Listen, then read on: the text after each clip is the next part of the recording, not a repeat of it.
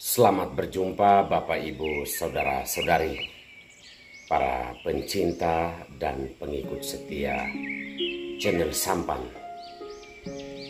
Saya Pater Domiki VSPD kembali menyapa Anda sekalian dimanapun saat ini Anda berada. Saudara-saudariku terkasih,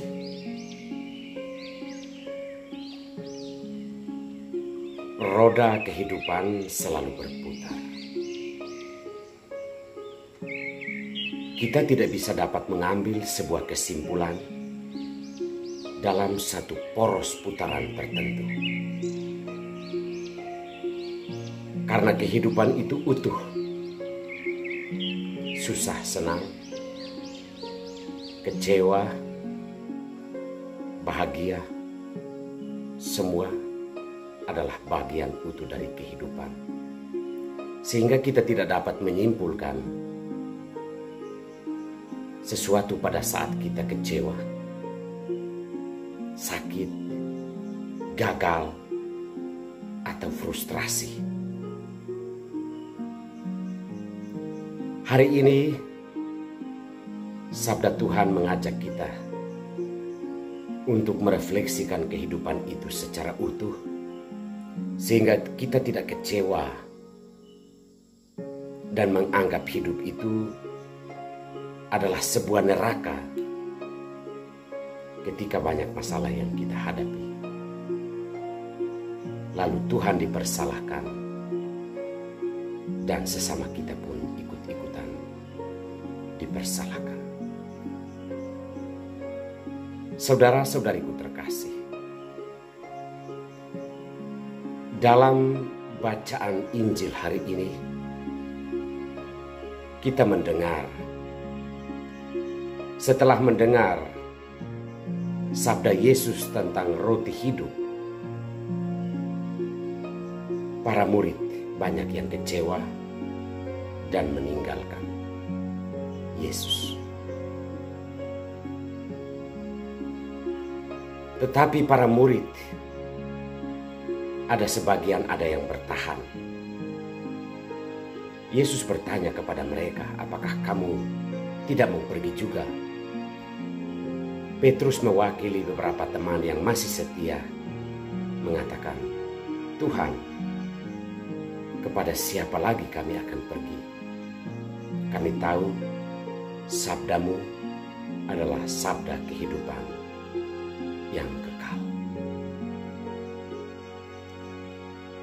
Petrus sepertinya sudah sadar tentang apa arti hidup ini. Bahwa apa yang dikatakan Yesus memang tentang komitmen hidup sebagai orang beriman. Bahwa betapapun sulit tantangan dan godaan yang kita hadapi, jalan Tuhan harus menjadi prioritas kita. Artinya jangan sampai kita kehilangan hati nurani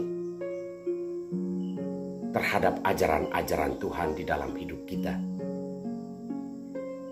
Sekalipun sabda Yesus itu boleh dikatakan keras, tapi tidak akan pernah membinasakan atau menghancurkan hidup seseorang. Tetapi jika kita memilih meninggalkan jalan Tuhan atau meninggalkan Tuhan karena kehidupan yang kita alami saat ini ternyata tidak terlalu mengenakan, yang jelas kita sedang memilih jalan menuju kebinasaan atau kehancuran. Saudara-saudariku terkasih, Yesus hanya meminta kita agar apa yang ia lakukan selama hidupnya, apa yang ia katakan, itu bisa menjadi pedoman bagi hidup kita sebagai orang beriman. Cinta kasihnya, pergaulannya dengan orang-orang berdosa, dan pengertiannya yang melampaui keterbatasan dan kelemahan kita. Inilah yang diminta Yesus agar menjadi nadi kekristenan kita, nadi keimanan kita, bahwa percaya Tuhan, kita harus mampu bertahan dalam jalan yang benar. Mengapa harus orang yang sakit saja, Eneas dalam bacaan pertama, disembuhkan? Dorcas atau Tabita yang sudah meninggal pun dihidupkan oleh Petrus. Roda kehidupan selalu berputar.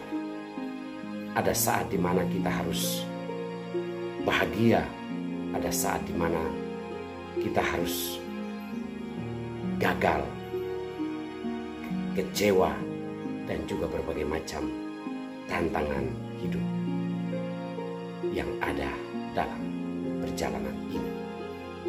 Saudara-saudariku terkasih, jangan membuat sebuah kesimpulan berdasarkan sebuah pengalaman hidup.